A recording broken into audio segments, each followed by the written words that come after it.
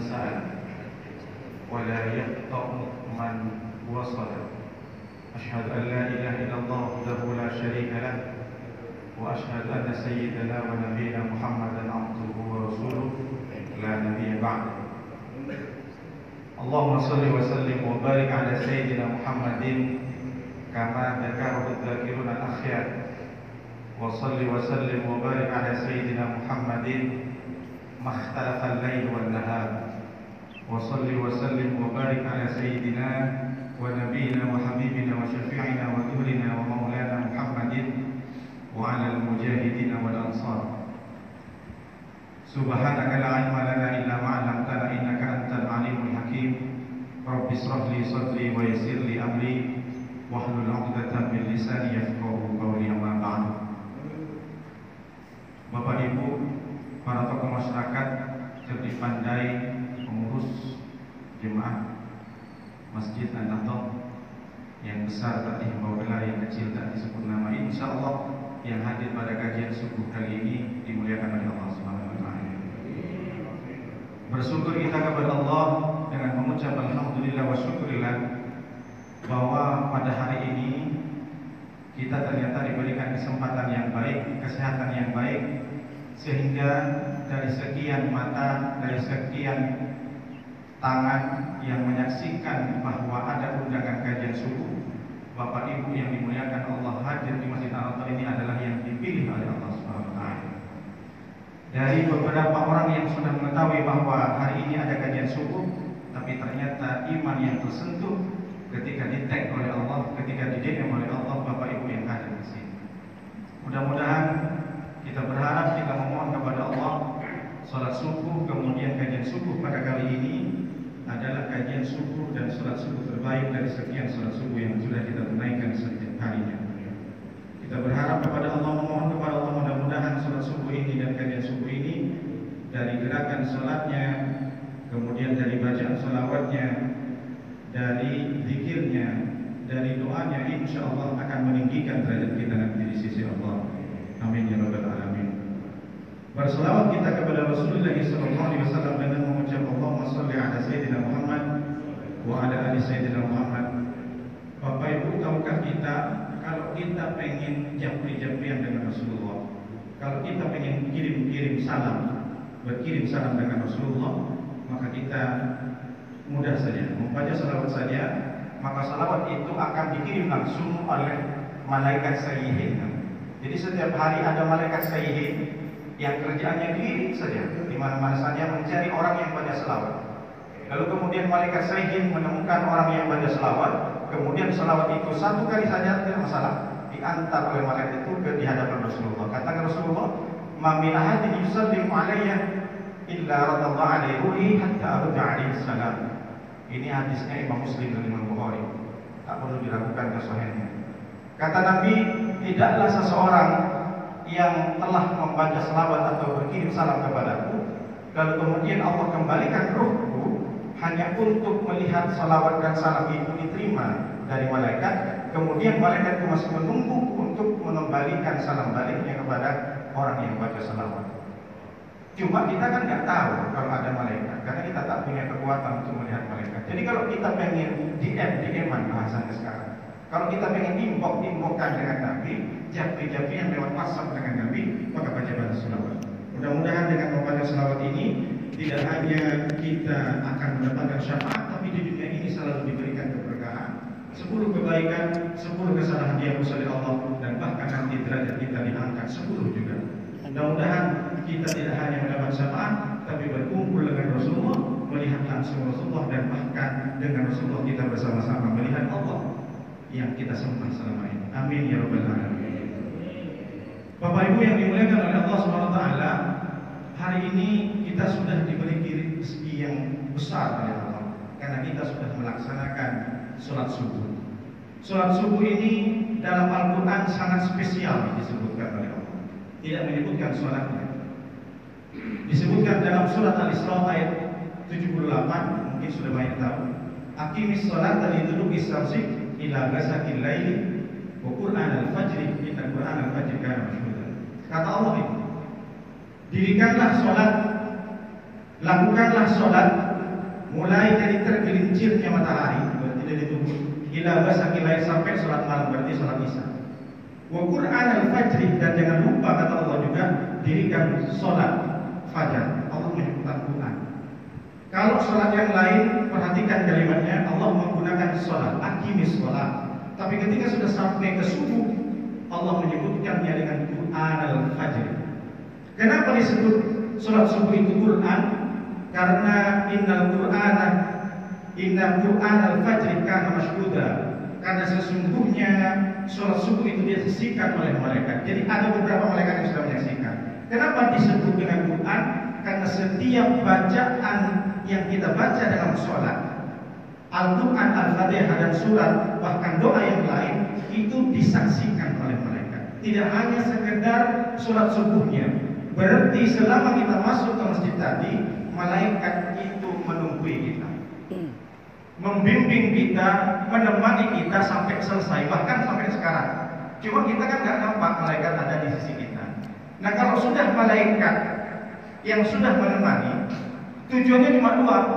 Kalau sholat kita, zikir kita ditungguin malaikat, maka ada dua keutamaan yang kita dapatkan. Malaikat itu kalau tidak mengaminkan, beristighfar untuk kita. Malaikat itu membantu, ingin menghapus dosa-dosa kita. Kebayang tidak? Kita saja, orang di dunia ini kalau sudah punya pangkat, ditemani, contohnya presiden, ditemani dengan pas pampres, merasa aman kan dari bahaya. Nah, kalau kita dijaga oleh malaikat langsung, kurang aman gimana? Tidak hanya aman saja, tapi kita diaminkan. Setiap doa yang kita baca dalam sholat, setelah sholat, ditungguin oleh malaikat, dibilangin, dikatakan, disampaikan kepada Allah, tolong terima taubat orang ini, terima doa-doa ini, kabulkan keinginan ini.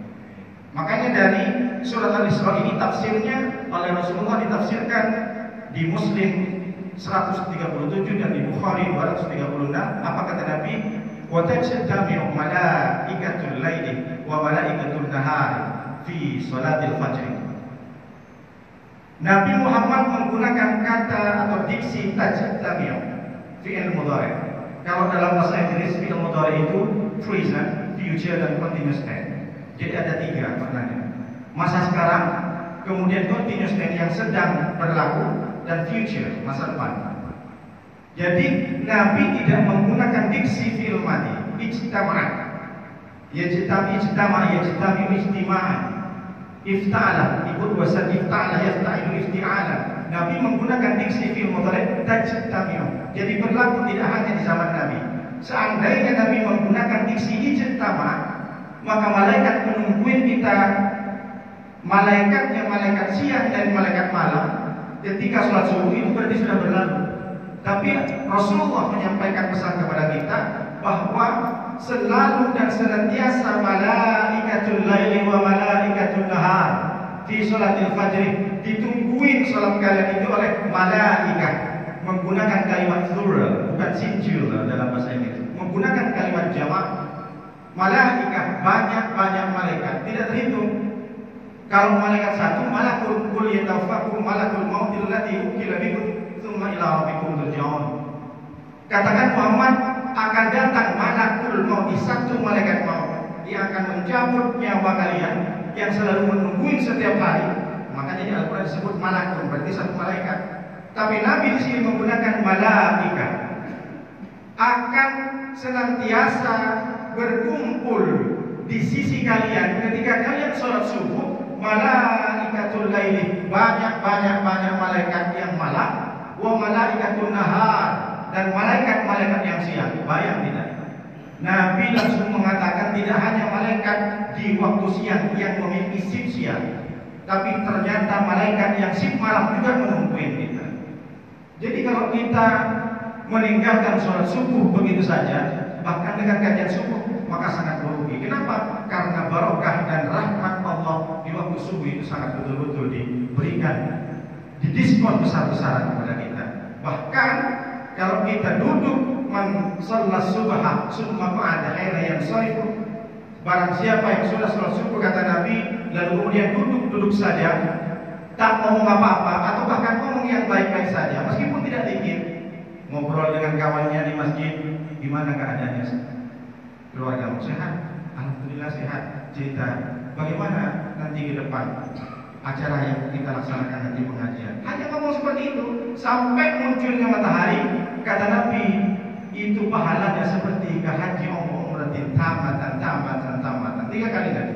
Pahalanya seperti orang yang berhaji dan umroh sempurna. Tapi syaratnya habis itu sholat subuh, kemudian sholat duha.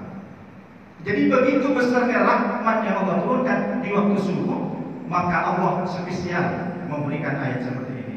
Makanya paling berat bagi orang yang munafik, kalau hatinya sudah dihinggapi dengan rasa munafik, sifat munafik, berat melaksanakan sholat subuh. Kenapa? Karena selain ngantuk, capek, setannya banyak. Setannya khusus kalau subuh. Jadi bapak-bapak ini, ibu-ibu yang hadir sini luar biasa. Hatinya sudah dilunakkan oleh Allah sehingga tanpa terasa ternyata saya harus sampai di Masjid An-Nabawi. Mudah-mudahan kita berdoa kepada Allah, semua yang kita inginkan termasuk amal soleh pada hari ini, ikutin kajian subuh. Inilah mungkin yang menjadikan jalan kita menuju surga. Mungkin sholat yang banyak, zakat yang banyak, umroh yang berkali-kali, itu sudah menutupi dosa-dosa kita karena kita sering bohong, kita sering gunjingin orang, kita sering mencaci maki, menggunakan di media sosial hate speech. Tapi ternyata kajian subuh ini yang akan menjadikan perantara kita masuk ke surganya Allah. Amin ya rabbal alamin. Bapak Ibu yang dimuliakan oleh Allah Subhanahu wa taala, hari ini tanggal 20 Muharram. Berarti kita masih berada di bulan Muharram. Di bulan yang diagungkan, dimuliakan oleh Allah. Minha arba'atul hurum, Muharram, lalu kemudian Dzulqa'dah, Dzulhijjah, Muharram dan Rajab. Berarti ada 10 hari kesempatan kita untuk meraih ridho Allah, untuk banyak-banyak beramal soleh kepada Allah Subhanahu wa taala, mengisi kekosongan kita dengan zikir, mengisi kekosongan kalau sempat kita puasa, kita banyak bersedekah karena di bulan yang dimuliakan oleh Allah ini banyak keberkahan dan dilipat gandakan pahala. Salah satunya mungkin yang tidak terasa bagi kita membaca istighfar. Nabi SAW mengatakan, man lazimal istighfar ja'alallahu lahu min kulli dhikin makhraja wa min kulli hammin faraja wa razaqahu min haitsu la yahtasib. Kata Rasulullah SAW, barang siapa yang mengisi kekosongan harinya, barang siapa yang membiasakan baca istighfar, nggak ada kerjaan daripada scroll HP, scroll di Facebook, scroll di Instagram, scroll di Twitter, mending kalian baca istighfar, kata Rasulullah. Kenapa? Baca istighfar itu bukan karena kalian banyak dosa. Baca istighfar itu bukan karena kalian salah. Ustaz, saya nggak pernah salah, ngapain saya baca istighfar? Istighfar itu kan isinya saya minta ampun kepada Allah. Tapi ternyata orang baca istighfar itu bukan karena banyak dosa, bukan karena banyak salah, tapi ada keberkahan-keberkahan. Salah satunya kata Rasulullah SAW, ja'alallahu lahu min kulli dhikin makhraja. Allah akan menjadikan setiap kesempitan dalam persoalan hidup kalian, dalam kehidupan kalian, mungkin terasa dada ini sesak karena banyak persoalan, banyak masalah di keluarga, istri tak mau berjilbab, anak tak mengaji, sesak, terasa banyak persoalan. Di tempat kerja juga banyak orang yang benci.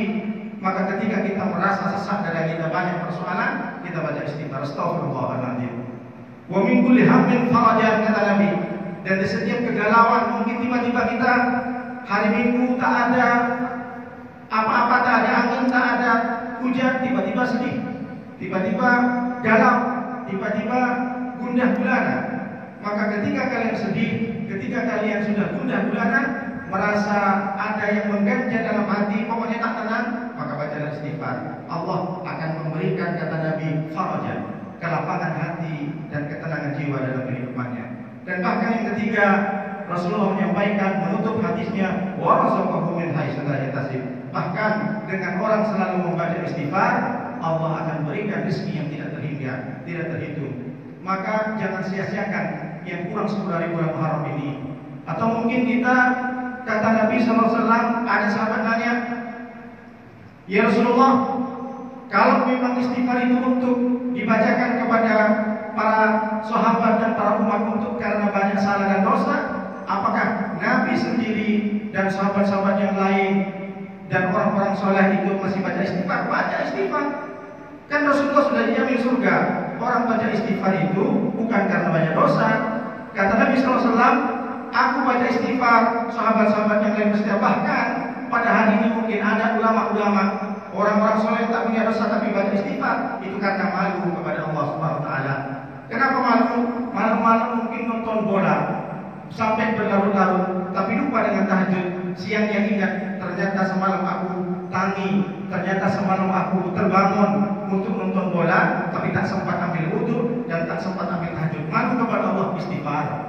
Mungkin Bapak Ibu yang biasa sholat duha, tapi ternyata kesibukannya sehingga lupa dengan sholat duha. Ketika zuhur ingat tadi saya tidak duha, malu kepada Allah, istighfar. Jadi istighfar itu tidak hanya karena kita banyak salah, istighfar itu karena tidak banyak kemudian dosa-dosa yang kita lakukan, tapi karena kita malu kepada Allah SWT. Biasanya pagi-pagi saya ngaji, ini nggak ngaji karena ada kenduri. Biasanya pagi-pagi hari Minggu saya ikut kajian subuh, tapi saya kebablasan tidur karena semalam tadi. Malu kepada Allah, istighfar kepada Allah. Jadi bukan karena banyak dosa dan banyak salah. Istighfar itu banyak bacaannya. Jadi yang cepat astagfirullahaladzim, atau bisa syair astagfirullah, boleh disyairkan. Cuma nanti kalau di rumah jangan keras-keras sampai nangis-nangis. Umpamanya ada suami nangis-nangis, ya Allah astagfirullahaladzim saya banyak dosa, ya Allah, teriak sampai bangun istrinya. Istrinya tanya, bang kenapa bang kok teriak-teriak sampai nangis gitu bang? Aku banyak dosa deh. Istrinya ngomong, perasaan kita nggak pernah pacaran bang, katanya. Kenapa pula banyak dosa? Aku punya dosa bukan sama kamu, aku punya dosa sama anak Pak RT. Tidak usah kasih tahu. Atau nanti kita pindah ke masjid, tiba-tiba teriak-teriak di masjid malam-malam, astagfirullahaladzim ya Allah, saya banyak dosa ya Allah ketika waktu muda, ketika waktu kuliah. Sempat ke teman-temannya divideokan, dikirim sama bininya. Kena juga. Jadi baca istighfar itu kita baca mengadulah kepada Allah. Ini kadang orang banyak dosa karena banyak salah, diupdate status. Ya Allah, astagfirullahaladzim, saya minta ampun kepadamu ya Allah karena saya banyak salah, diupdate pula di status. Jadi tak perlu pengakuan dosa itu untuk kita dengan Allah. Kalau itu sangat menyakitkan ke pasangan kita, tak perlu. Mungkin banyak kita dan kita punya masa lalu yang dulu gelap, sekarang sudah hijrah. Oleh karena itu banyak juga kita mengisi Muharram ini tidak hanya dengan istighfar, bisa dengan subhanallah wa bihamdihi, subhanallahil azim. Kata Nabi, kalimatani khafifatani fil lisan wa saqilatani fil mizan. Ada dua kalimat kata Nabi yang mudah diucapkan, ringan di lisan, wa saqilatani fil mizan, tapi berat timbangannya nanti, lebih berat daripada amal yang lain. Apa itu? Istiqomah atau mendawamkan dengan membaca subhanallah wa bihamdihi, subhanallahil azim. Banyak. Boleh dengan la ilaha illallah. Silakan dibaca kapan saja Ustaz. Saya soalnya nggak ketemu hadisnya ini. Baca subhanallah yang saya baca ketika naik motor Ustaz. Sama dengan kita menzikir la ilaha illallah. Man qala la ilaha man kana akhir kalamihi la ilaha illallah dakhala jannah. Barang siapa yang akhir kalamnya, akhir hidupnya ketika meninggal dia baca la ilaha illallah, akan masuk surga husnul khatimah. Kapan bacanya? Tanya dia. Ketika sebelum tidur 100 wah nggak ada hadisnya ini Ustaz. Nggak perlu. Allah Ta'ala sudah menyampaikan, ya ayyuhalladzina amanu udhkuru dzikran katsiran. Udhkurullah dzikran katsiran. Sebanyak-banyaknya silakan. Mau berangkat kerja naik motor, la ilaha illallah, la ilaha illallah. Di stop sama polisi, tunggu dulu, pakai masker katanya. La ilaha illallah, takut kita polisi nanti.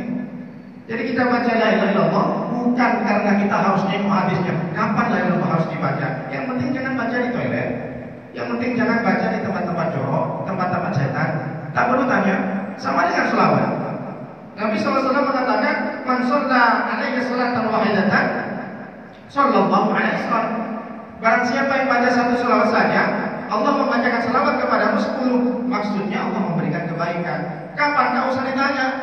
Jadi baca selawat sama dengan Abu Hurairah. Abu Hurairah ini yusabbihu kulla yawmin 12,000. Oh, kebayang. Abu Hurairah ini kan katsirul ibadah. Dia banyak ibadah, termasuk dia berzikir. Sebelum tidur, Abu Hurairah ini membuat simpul, membuat simpul sebanyak 200,000. Jadi buat tali simpul. Kalau sekarang namanya tasbih. Jadi nanti kalau ada orang buat tasbih kemudian untuk zikir, jangan dibilang bid'ah. Memanglah bid'ah yuk. Gak ada Nabi Abu Hurairah, kamu buatlah tali simpul, kemudian kamu berzikir. Abu Hurairah ini setiap hari dia membaca subhanallah wa bihamdihi subhanallahil azim sebanyak 200.000 kali. Coba cek kita. Kita zikir istighfar berapa kali sehari? Bahkan Rasulullah itu bersumpah, wallahi inni la astaghfiru rabbi wa atubu ilaihi mi'ata marratin fil yaumi wal lailati. Demi Allah, kata Nabi, sesungguhnya aku itu membaca istighfar sebanyak mi'ata marratin, 100 kali fil yaumi, di waktu siang, wal lailati, di waktu malam. Coba Nabi saja yang sudah dijamin surganya masih baca istighfar setiap hari 100 kali. Kita coba cek zikir apa yang kita dawamkan, zikir apa yang kita konsistenkan. Maka ketika kita tidak punya zikir senjata apapun, terus kita minta surga yang enak, mana bisa? Paling surganya mungkin ya surga biasa. Tapi Rasulullah saja tahajud tak pernah berhenti. Jadi kita jangan terlalu muluk-muluk kepada Allah, saya minta surga yang enak. Tidak masalah berharap, tapi jangan terlalu berharap takut di PHP. Kenapa? Kita cek dulu ibadah kita. Sudah sebagus Nabi tidak? Sahabat saja seperti Abdurrahman bin Auf, meskipun kaya raya, banyak bisnisnya, sibuk dengan bisnisnya, sibuk dengan berdagang, tidak pernah tinggal tahajud sampai meninggal. Ibnul Musayyib, menantu dari Abi Hurairah, Sa'id Ibnul Musayyib, umur 79 tahun meninggal. Selama 70 tahun, 40 tahun dia berjemaah di masjid sebelum adzan berkumandang sudah datang mendengar adzan di masjid, di dalam masjid. Berarti selama 40 tahun Sa'id Ibnul Musayyib tabi'in. Tabi'in ini adalah bukan sahabat, tapi tabi'in ini adalah orang yang bertemu dengan sahabat, sahabat yang bertemu dengan Nabi. Kalau tak pernah bertemu Nabi bukan sahabat namanya. Jadi dia di tahun ke-200. Kalau sahabat di tahun 100 Hijriah. Jadi Sa'id Ibnul Musayyib 40 tahun ketika berjemaah di masjid tidak pernah mendengar adzan selain di dalam masjid. Berarti sebelum adzan sudah sampai selama 40 tahun. 30 tahun Sa'id Ibnul Musayyib melaksanakan sholat tidak pernah menengok pundaknya orang. Berarti selalu berada di saf pertama. 70 tahun dia dapat tinggal berjemaah. Kalau kita coba cek, mungkin zuhurnya kadang tak di mana, asarnya kadang teledor, sholat sendiri dulu. Jadi kalau kita pengen betul-betul bertemu dengan Rasulullah, maka cek mulai dari kita. Mumpung kita masih hidup, apalagi bulan Muharram. Bapak Ibu yang dimuliakan oleh Allah Subhanahu Wa Taala, karena momennya masih Muharram, saya mungkin sedikit mengupas tentang kenapa harus Muharram, kenapa Muharram itu dimuliakan oleh Allah. Salah satunya adalah peristiwa ketika Nabi SAW berhijrah dari Mekah ke Madinah. Berarti ada proses hijrah di situ. Nah, kita kan tak mungkin kita melakukan seperti proses hijrah Nabi. Jadi kalau kita ingin memaknainya dengan Muharram hijrah ini, maka perlu kita harus melihat bahasa-bahasa tentang hijrah dalam Al-Quran dan dalam untaian hadis. Jadi hijrah itu tidak hanya sebatas dipahami dengan berpindah ke tempat kepada tempat yang lain. Dalam bahasa Arab, orang Arab itu menyebutnya berpindah dari satu tempat ke tempat yang lain, itu namanya intiqal. Apalah yang kita intiqal, berpindah. Tapi kalau hijrah itu adalah tak harus dan tak mesti berpindah tempat rumahnya. Kalau dipraktekkan sekarang, kalau dulu Nabi mungkin begitu. Tapi kalau dipraktekkan dalam kehidupan kita, hijrah itu tak bisa dipahami seperti itu. Karena hijrah adalah berubah dari satu kondisi, dari situasi, dari keadaan yang sebelumnya tidak dekat dengan Allah, yang sebelumnya mungkin tak terlalu dekat dengan Allah, yang sebelumnya ngaji Al-Quran selama sebulan cuma selembar saja. Tapi ketika ingin hijrah, maka setiap hari selembar, bukan sebulan. Nah, perubahan kondisi situasi dalam jiwa kita itu ketika berubah ingin lebih dekat dengan Allah, itu namanya hijrah. Meskipun rumahnya tidak berpindah dari satu ke yang lain. Jadi kalau ilustrasinya seperti ini, ada orang di Jawa mau pindah tempat ke Batam. Di Jawa dia dekat dengan masjid rumahnya. Di Jawa dia dekat dengan pondok pesantren, dengan majelis ilmu, dengan tempat menimba ilmu. Lalu kemudian dia pindah ke Batam. Di Batam rumahnya jauh dari masjid, jauh dari pondok pesantren, jauh dari majelis ilmu. Nah, yang seperti ini bukan hijrah namanya, tapi intiqal. Tapi ketika orang ini meskipun tidak berpindah tempat, dia berubah keadaannya. Sebelumnya itu tak berjemaah jadi berjemaah, yang sebelumnya tidak sholat duha jadi sholat duha, yang sebelumnya tak pernah sholat tahajud jadi sholat tahajud, itu namanya hijrah kalau zaman sekarang. Jadi ilustrasinya ada rumahnya si A dekat dengan masjid. Dari saking dekatnya corong masjid itu masuk, tidak hanya ke rumahnya tapi ke kamarnya. Motor tak punya, motor banyak, sepeda juga banyak, ada mobil terparkir, tapi hatinya tidak terpanggil meskipun dekat dengan masjid untuk sholat berjamaah. Ada supir rumahnya jauh, jangankan untuk mendengar takbiratul ihram imam, Fatihah imam, adzan saja terdengar sayup-sayup di rumahnya. Jangankan motor, sepeda ontel tak punya, tapi si B ini menggunakan kakinya untuk bersaksi di akhirat, bergerak. Dia datang ke Masjid An-Nahdhah untuk melaksanakan sholat berjamaah meskipun jauh. Lalu kemudian si A ini melihat si B, dia berpikir, berarti ketika aku tidak masuk surga, berarti bukan karena Allah tidak memberikan kesempatan kepada aku untuk masuk surga. Allah sudah menyediakan. Kenapa? Karena dari dulu aku sudah ditakdirkan rumahku dekat masjid. Kalau aku tidak mengambil kesempatan surga ini, bukan berarti aku atau bukan berarti Allah yang tidak menyediakan surga. Akunya. Nah, ketika si A ini berpikir, lalu tersentuh hatinya. Kapan lagi kalau aku tidak mau mengambil kesempatan ini? Mumpung aku masih sehat, mumpung aku masih muda. Jadi masa aku kalah sama dengan si B rumah yang jauh? Maka ketika dia tersentuh hatinya, tergerak imannya untuk merubah keadaannya, itulah dinamakan hijrah. Ketika orang sudah ada niatan untuk merubah keadaannya lebih dekat dengan Allah, maka 3 jaminan Allah berikan. Apa itu? Allah menyebutkan, buka Quran surah An-Nisa ayat 100. Wa may yakhruj fi sabilillah wa may yuhajir fi sabilillah yajid fil ardi muragaman katsiran wa sa'a. Wa may yakhruj min baitihi ila Allah wa rasulihi muhajiran ila Allah wa rasulihi summa yudrikul maut faqad waqa'a ajruhu 'ala Allah.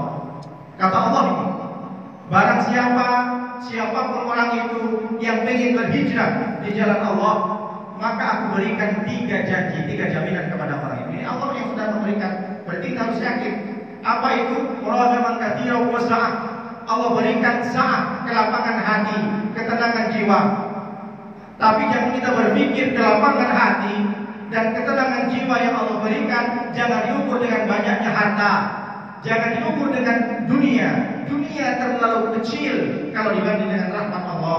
Harta itu terlalu kecil kalau dibanding dengan rahmat Allah yang Allah turunkan. Saat ketenangan hati. Kalau kita testimoni seperti ini, 2 pilihannya. Ada orang gajinya sampai 20 juta, tapi hidupnya tak tenang. Apa maksudnya? Di tempat kerja dia susah untuk berjamaah, di tempat kerja dia susah berpikir, apalagi baca Al-Quran. Tidak kesempatan, bahkan dilarang. Kamu tak boleh sholat di sini aja cukup karena kerja kita banyak. Gaji 20 juta. Ada orang gajinya di bawah 2 juta, tapi sholat berjamaah bahkan i'tikaf sebelum sholat duhur bisa. Tidak ada yang larang, tidak dilarang-larang, tidak sesak hatinya, tenang hatinya. Kenapa? Karena di rumah juga istri juga solehah, anak selalu ngaji, tak usah dimarah-marahi. Ada orang gajinya banyak sampai puluhan juta, anaknya kena narkoba. Ada gajinya orang sampai 50 juta, istrinya suka merumpit, menggosip, sampai jadi fitnah. Akhirnya di keluarga itu tidak tenang, meskipun kaya. Ada orang yang sederhana, tapi tenang hidupnya, bahkan anaknya hafid Quran, dikirim ke Kairo. Kenapa? Karena doa setiap hari dari orang tuanya. Tenang hidupnya, berjemaah banyak, sholat subuh sampai bisa ikut kajian subuh. Ini karena pejabat, hari Minggu pokoknya goes. Nah, dengan siapa? Wali kota, mau tidak mau, pilih kajian subuh atau goes. Nah, maka diuji di situ. Jadi kelapangan hati, ketenangan jiwa itu diukur bagaimana kita mendekatkan diri kepada Allah, tidak ada yang larang. Allah sudah menggambarkan di dalam surah Al-Kahfi ayat 16, di ayat 13 Allah menyampaikan innahum fityatun amanu bi rabbihim wa zidnahum huda. Allah sudah menggambarkan bagaimana Allah memberikan gambaran orang yang hijrah seperti hijrahnya Ashabul Kahfi. Ashabul Kahfi ini di negaranya diteror. Meskipun dia itu menjadi terkenal, bahkan menjadi penasehat raja Ashabul Kahfi, pemuda-pemuda hebat. Allah menyebutnya innahum fityatun amanu bi rabbihim wa zidnahum huda. Sesungguhnya mereka itu adalah pemuda-pemuda hebat, adalah pemuda-pemuda yang iman kepada Tuhannya, dan dengan keimanan itu dia bertambah petunjuknya terus. di kota, di negaranya, dia kemapanan ada, ketenangan ada, ketenangan ada, tapi selalu diteror. Diteror oleh raja, bahkan dipaksa untuk menyembah selain Allah. Banyak pekerjaan-pekerjaan, aktivitas yang jauh dari Allah, jauh dari Allah. Maka ketika sudah tidak tahan Ashabul Kahfi ingin pergi dari negaranya, apalagi sudah mau dibunuh. Kalau engkau tidak menyembah ke berhala ini, aku akan bunuh kalian semuanya. Maka ketika Ashabul Kahfi ini hendak berhijrah, pergi dari kotanya, bahkan di kotanya itu sudah punya gaji banyak, sudah penasihat raja, maka apa yang terjadi? Perhatikan kalimatnya. Allah menyampaikan di surat Al-Kahfi ayat 16 nanti buka. Wa in tazaltumuhum wa ma ya'buduna illallah fa'u ilal kahfi yansur lakum rabbukum min rahmatihi wa yuhayyi lakum min amrikum mirfaqa. Kata Allah, ketika pemuda-pemuda itu ingin hijrah kepada Allah, meninggalkan pekerjaan yang sebelumnya tenar, meninggalkan kenyamanan hidupnya, berdamping dengan raja, tapi ternyata wa ma ya'buduna illallah, pekerjaan-pekerjaan, aktivitas-aktivitas itu mengharuskan mereka menyembah selain Allah. Kemana Allah suruh? Apakah Ashabul Kahfi ini disuruh untuk pindah ke rumah yang megah? Bukan. Apakah Ashabul Kahfi disuruh untuk pergi berpindah kepada istana yang megah? Tidak. Tapi perhatikan kalimatnya, fa'u ilal kahfi, maka berlindunglah kalian ke dalam gua. Analoginya seperti ini rasionya. Orang mau berhijrah, pengen dekat dengan Allah, oleh Allah diperintah suruh masuk ke gua. Gua sempit, gua gelap, gua pengap, enggak rasional. Tapi karena keyakinan Ashabul Kahfi, meskipun dia diperintah oleh Allah masuk ke gua yang pengap, yang sempit, yang gelap, maka apa yang terjadi? Karena keimanan yang tinggi kepada Allah, yansur lakum rabbukum min rahmatihi. Selama di gua Allah turunkan rahmatnya kepada mereka yang paling dasar, wa yuhayyi lakum min amrikum mirfaqa. Dan Allah cukupkan apapun kebutuhan Ashabul Kahfi di dalam gua ini. Maka meskipun dia ada di dalam gua, dia tenang. Dia tenang hidupnya. Kenapa? Karena sudah yakin dengan Allah. Apa maknanya dari kisah Ashabul Kahfi? Mungkin dari kita yang ingin berhijrah harus meninggalkan aktivitas yang sangat dinikmati, punya perkumpulan dengan kawan-kawannya, tongkrongan di warung kopi, perkumpulan di mana saja, tetapi di dalamnya banyak yang melupakan dirinya untuk sholat. Mungkin orang yang berhijrah dia harus meninggalkan diskusi yang sangat dinikmati, bahkan dari nikmatnya diskusi itu seperti sinetron streaming bersambung dia. Kita bisa mengumpul lagi, iya kita mengumpul lagi cerita yang tadi malam tak selesai kita. Tapi ternyata di dalam banyak gibahin orang, banyak kuncingin orang, banyak jelek-jelekin orang. Mungkin orang yang sudah berhijrah dia harus meninggalkan sebuah bisnis, sebuah perdagangan yang mungkin di dalamnya mudah mendapatkan duit yang banyak, tapi di dalamnya banyak praktek-praktek syubhat, praktek-praktek riba, praktek-praktek haram. Dia harus meninggalkan itu. Kenapa? Karena orang berhijrah ujian yang besar. Boleh jadi dia bilang, kamu sudah gak asik lagi. Bulan kemarin kamu nongkrong sampai bermalam-malam bisa minum kopi, minum pantai. Sekarang dikit-dikit mau ke masjid, nggak asik lagi kamu. Tengoklah gitu kawannya, kata ibu-ibu. Tengok jilbabnya, sudah macam Batman, udah meleleh-meleleh katanya. Sok soleh dia katanya. Sakit hati, orang berhijrah tidak gampang. Ujiannya berat. Udah nggak usah aja lagi si fulan itu. Kenapa? Entar lagi dia kalau ngobrol sebentar dia bilang i'tikaf, dia bilangnya tahiyat masjid, entar lagi dia bilang tahajud. Tak asik lagi kalau tidak ada ngobrol. Mungkin kalau orang berhijrah akan tinggalkan semuanya itu dan dapat ujian yang besar. Oleh karena itu ketika orang ini sudah berhijrah, maka jangan khawatir meskipun kita dicaci, dibully oleh teman-teman kita, Allah berikan ketenangan.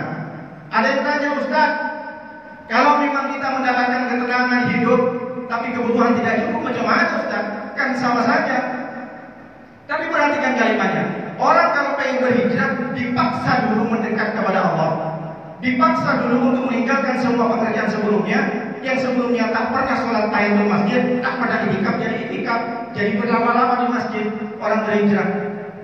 Maka ketika orang ini sudah mendapatkan ketenangan hati, dia semakin dekat dengan Allah, dekat, maka berlakulah keadilannya. Bukankah kita sudah tahu dalam kehidupan kita, orang kalau dekat dengan gubernur, dekat dengan wali kota, gampang urusan dinasnya. Orang kalau sudah dekat dengan polisi, maka diberikan kemudahan akses jalannya. Oh, saya kenal dengan Polda itu, STNK tinggal diambil saja. Orang kalau sudah dekat dengan RT, RW dan lurah, tak perlu ngantri kita ke lurah minta surat karena pengen membuat akte kelahiran. Tinggal telepon malam-malam, Pak Lurah, tolong nanti, oke nanti diantar sama staf. Tapi kalau orang sudah dekat dengan Allah, tidak ada yang sulit, tidak ada yang tidak mudah bagi Allah. Kita sudah lihat sendiri, kalau kita sudah dekat dengan gubernur, karyawan dekat dengan direktur, pasti diberikan fasilitas yang enak. Kenapa? Karena sudah friend, karena sudah dekat dengan direkturnya, maka diberikan fasilitas. Kalau kita sudah dekat dengan Allah, apa yang tidak mudah bagi Allah? Semuanya mudah. Ketika kita sudah dekat dengan Allah, maka yang kedua kita mendapatkan muragaban katsira. Kita akan mendapatkan 2 kali lipat rezeki yang tidak diduga oleh Allah Subhanahu wa taala kepada kita. Jadi kalau orang ingin berhijrah, tak perlu khawatir kehilangan jabatan. Kalau ada orang berhijrah takut kehilangan rezekinya, takut miskin, takut kehilangan pangkat. Saya dulu sebelum hijrah gaji 50 juta. Ketika aku hijrah, karena aku hati-hati, jangankan haram, syubhat aku tidak mau. Syubhat itu perkara yang tak jelas. Kita jalan-jalan di depan, di lapangan, di pertengahan jalan menemukan mangga, tak jauh dari rumah orang, kita ambil, itu syubhat namanya. Kan itu bukan mangga kita, tapi dia berpikir pakai akalnya sendiri, ini kan milik Allah, nggak bisa begitu. Itu syubhat namanya. Jadi jangankan haram, orang yang sudah berhijrah tak mau syubhat lagi. Ketika orang sudah berhijrah, maka dia tidak takut dengan milik jabatan. Kenapa? Karena dia yakin surat Al-Dariyat ayat 20, wa fis sama'i rizqukum wa ma tu'adun. Hai manusia, kata Allah, di langit rezeki itu aku sudah tentukan kepada kalian. Tak ada rezeki yang tertukar. Mungkin ada menteri yang tertukar, ada sinetron putri yang tertukar, tapi rezeki tidak akan pernah tertukar. Selama kita masih hidup, bangun subuh, berarti ternyata kalau kita hidup, rezeki kita masih banyak. Kejar rezeki itu. Cuma dirasakan oleh Allah. Ada rezekinya orang selama hidup 2 miliar. Ada orang selama hidupnya rezekinya 200 juta.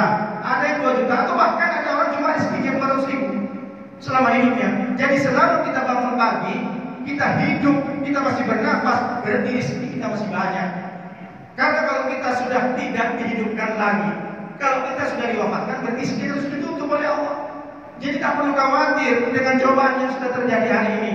Banyak orang tutup dagangannya, banyak orang sudah di PHK, tak perlu khawatir. Rezeki itu sudah disediakan oleh Allah, tidak mungkin tertukar. Oleh karena itu ketika orang ada takut kehilangan jabatan kalau ingin berhijrah, berarti dia sudah dipastikan orang itu tidak paham dengan konsep kehidupan yang difirmankan Allah dalam Al-Quran. Jadi kalau orang berhijrah, yang kedua akan mendapatkan rezeki yang banyak. Yang ketiga, yang terakhir, tak banyak-banyak. Ini sudah banyak, Ustaz ya. Yang terakhir, orang berhijrah, kata Allah, wa may yakhruj min baitihi muhajiran ila Allah summa yudrikul mautu faqad waqa'a ajruhu 'ala Allah. Orang yang sudah berhijrah, dia berhijrah, menggambarkan yang keluar dari rumahnya, dia hijrah di jalan Allah, lalu kemudian qadarullah terjadi, dia wafat. Dia dimatikan oleh Allah, diwafatkan oleh Allah. Kemudian ternyata dia belum sempat juga melaksanakan taubatnya, melaksanakan hijrahnya, maka faqad waqa'a ajruhu 'ala Allah. Pahala hijrahnya sudah sampai ke Allah, dan orang ini akan masuk ke surganya Allah. Ulama tafsir mengatakan dari ayat ini, wa may yakhruj min baitihi muhajiran ila Allah wa rasulihi summa yudrikul maut faqad ajruhu 'ala Allah. Maka ulama tafsir mengatakan seandainya ada seorang laki-laki, dia itu tidak hanya dosanya membunuh, dia juga berzina, dia juga minum khamar, dia juga pernah murtad, tapi ketika dia kembali membunuh bahkan 100 orang umpamanya. Tapi ketika dia berhijrah, ingin merubah keadaannya, bertobat kepada Allah, lalu kemudian dia bertemu dengan orang, kalau engkau berhijrah, kamu belajar sama Ustaz di Tanjung Pinang. Maka dia berpikir malamnya, siang dia siap-siap untuk pergi ke Tanjung Pinang, belajar hijrah, bagaimana saya bisa diterima tobatnya oleh Allah. Dari situ dia sudah mengaku kepada Allah banyak salah, banyak dosa, dia menangis, maka dia berangkat bismillah dari rumahnya.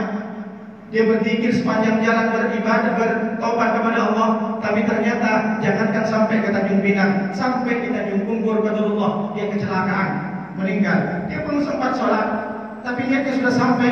Maka apa kata Allah? Faqad waqa'a ajruhu 'ala Allah. Ini Allah yang sudah sampaikan.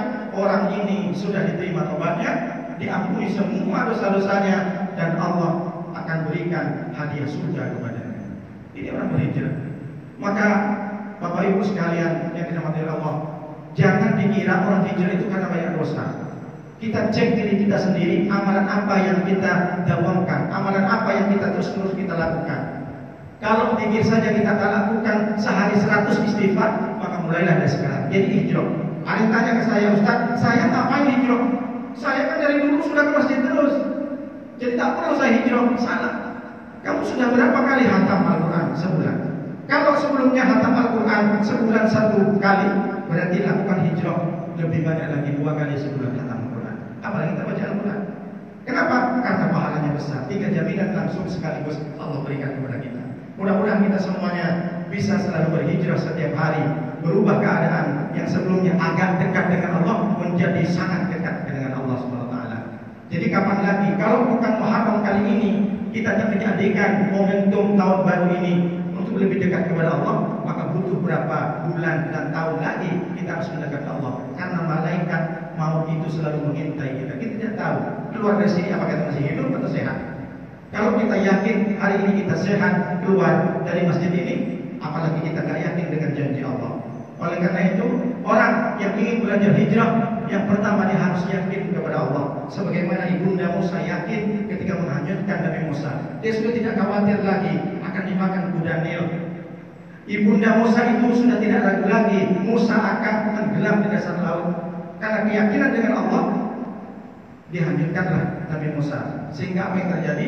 Musa yang diteror, yang akan dibunuh oleh Raja Fir'aun, yang bayi-bayi semuanya, ternyata diasuh oleh Fir'aun sendiri. Inilah Allah sudah balikan. Yang kedua, kita harus sabar dengan menghadapi ujian kalau ingin berhijrah. Asiban nasu ayyutraku ayyakulu amanah wa hum la yuftanun. Apakah manusia mengira kata Allah, kalau dia sudah beribadah kepada Allah, sudah dekat dengan Allah, terus aku mengatasi ujian? Semakin besar iman kita kepada Allah, semakin kita dekat dengan Allah, maka semakin besar ujian yang datang kepada kita. Yang penting kita itu bagaimana bisa menikmati ujian itu. Kenapa? La yukallifullahu nafsan illa wus'aha. Allah itu tidak akan memberikan ujian kepada kita kalau kita tidak mampu untuk melewatinya. Berarti kita dikasih ujian kematian, dikasih bangkrut umpamanya, dikasih PHK, kekurangan rezeki. Berarti Allah sudah yakin kalau kita mampu melewatinya. Jangan sampai bunuh diri. Kadang orang tak betah bunuh diri pula. Jadi semakin kita akan tinggi keimanan kita, maka semakin besar ujian yang datang kepada kita. Orang itu tidak bisa akan mencapai puncak keimanan kalau dia tidak benar-benar melewati ujian. Kata kita sudah tahu, Nabi Muhammad, Nabi yang lain, Nabi Muhammad sampai dilempar pakai batu pelipisnya berdarah-darah. Kita dilempar sama siapa? Ujian kita seperti apa? Nabi Ibrahim dibakar hidup-hidup. Memang kita pernah dibakar hidup-hidup? Ujian apa yang kita merasa berat? Tidak ada yang berat. Oleh karena itu mari bersama-sama kita hijrah dari yang sebelum tidak dekat dengan Allah menjadi dekat Allah. Kita harus sabar dengan ujian yang kita terima. Demikian yang bisa saya sampaikan. Mohon maaf atas segala kekurangan. Mudah-mudahan ini menjadi bekal kita untuk ibadah lebih motivasi lagi ikut kajian subuh, kajian apapun ikut. Jadi kalau ikut kajian itu ada 3D, duduk, diam, dengar, lalu diamalkan. Karena ilmu yang diamalkan itulah ilmu. Kalau tidak diamalkan itu bukan ilmu, hanya sekedar knowledge. Makanya Syekh Ali Jum'ah itu mengatakan, jangan dimaknai ilmu dengan knowledge, tapi ilmu itu adalah yang diamalkan. Jadi kalau Bapak Ibu mengamalkan apa yang sudah sampaikan, itulah ilmu. Banyak orang tahu itu, saya pernah dengar di kajian itu. Oh, saya tahu ini, iya memang 2 rakaat sebelum subuh itu lebih besar dari seisinya dunia ini. Tapi benar nggak subuh? Enggak. Berarti bukan ilmu itu. Jadi ilmu itu yang diamalkan. Mudah-mudahan kita bisa mengamalkan dan menjadi bekal kita menghadap Allah SWT. Demikian yang bisa sampaikan. Mohon maaf atas segala kekurangan. Terima kasih atas perhatian. Dan Assalamualaikum ila thariqil mustaqim. Wassalamualaikum warahmatullahi wabarakatuh.